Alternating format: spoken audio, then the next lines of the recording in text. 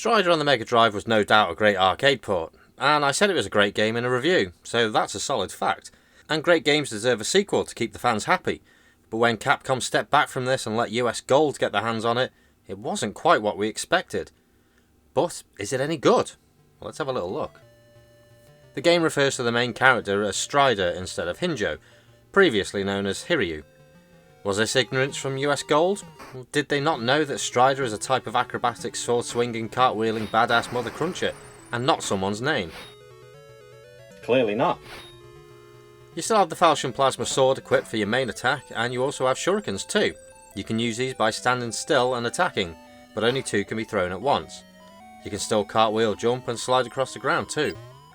There are 5 stages to the game, and you begin in the Forbidden Forest, where you'll need to use your jumping skills to go from branch to branch. The power-ups are in the same capsules as they were in the first game, but they are not the Japanese writing this time. They are now icons, which will contain a heart for extra health, or a Roten shield. I have no idea what they are, as the manual is about as useful as a chocolate dildo in a hot brothel. It doesn't show what anything else does, so you'll have to guess your way through. From what I can tell, if I'm right, is that if you collect so many of these, then rotating orbs will appear to shield you during a boss battle.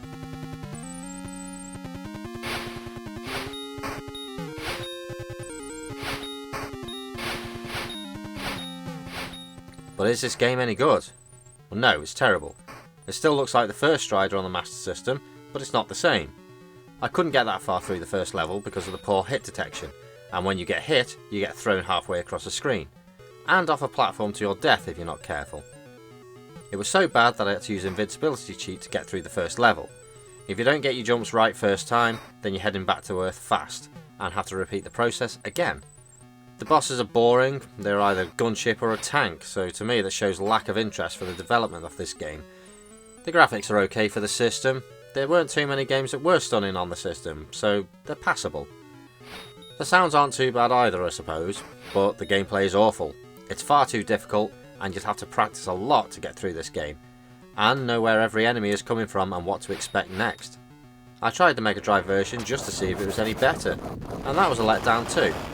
With cheap shots from the boss here, when I thought I was done, it rained fire down on me and I couldn't outrun it. The cover art isn't any more inviting than the previous game. It reminds me of a Mega Man game where it just seems like the artist had no idea what Strider was and just went off a brief description someone had jotted down on a napkin. The prick was so proud he even signed and dated it. Capcom must have realised their mistake letting US Gold on this project and decided to make their own Strider 2 for the PlayStation. Okay, it's fucking expensive to buy, but it's more like what you'd expect from a sequel. The Master System version is bad, and for me it's unplayable. Maybe not for some people, but I'm thinking I'm in the majority here.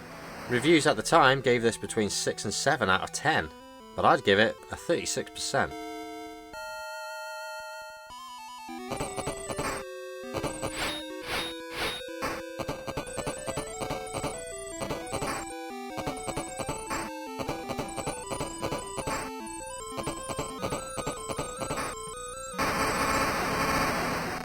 Thanks for watching.